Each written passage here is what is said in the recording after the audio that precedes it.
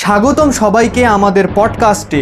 আজকে আমাদের মাঝে উপস্থিত রয়েছেন একজন ব্যর্থ ক্যাপ্টেন, একজন ব্যর্থ প্লেয়ার, একজন ব্যর্থ ব্যাটসম্যান এবং একজন ব্যর্থ ভাই। হইছে ভাই, মাফ করে দেন, আমাকে ইন্ট্রো দিতে হবে না, আমাকে সবাই চিনে। ডাইরেক্ট আপনি প্রশ্ন করেন। আপনার প্রথম প্রশ্ন হচ্ছে যে আপনি মৃত্যুর কথা চিন্তা করেন? না, মৃত্যুর কথা চিন্তা করি না। মৃত্যু যখন আসবে তখন তো সবাইকে যাইতেই হবে। আফগানিস্তান ম্যাচের পর এখনো আসে নাই? মানে কি বলতেছেন? না, কল কল কল আসে নাই? পাপন স্যারের কল আসে নাই? হ্যাঁ আসছিল, কল দিয়ে পাপন স্যার অনেক কিছু বলছে। পাপন স্যার আপনাকে কি বলেছে দর্শকদেরকে বলতে পারবেন? না ভাই, বলা যাবে না। আরে বলেন না, আমরাই তো।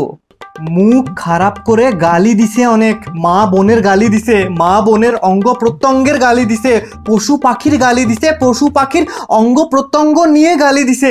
শুনবেন? আপনারা খারাপ খেলছেন, আপনারাই শুনেন, আমার দরকার নাই শোনার।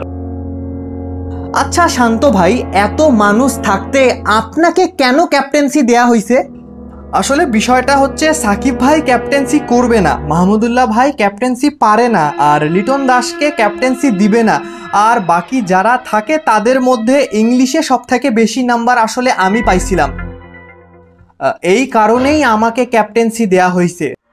এর মানে ইংলিশের উপর বেস করে আমাদের দেশের ক্রিকেট চলতেছে?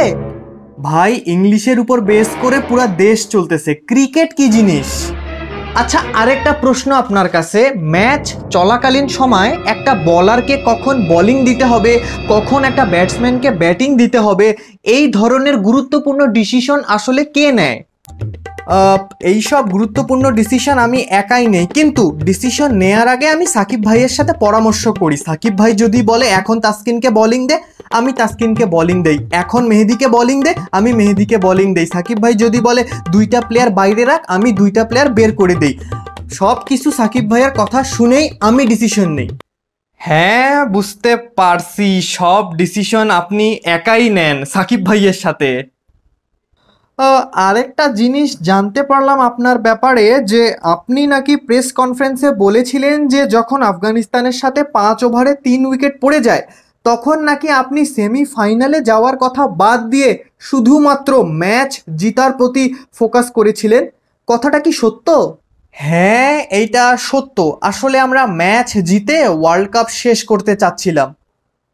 আবে শালা, ম্যাচ জিতে কি করবি যদি সেমিফাইনালে না যাইতে পারিস? ম্যাচ জিতে শুধু অস্ট্রেলিয়াকে সেমিফাইনালে উঠাবি, মুরুক্ষ শালা ক্যাপ্টেন। বাহ, আপনি তো অনেক চালাক ক্যাপ্টেন। অনেক ভালো ডিসিশন ছিল এটা আপনার।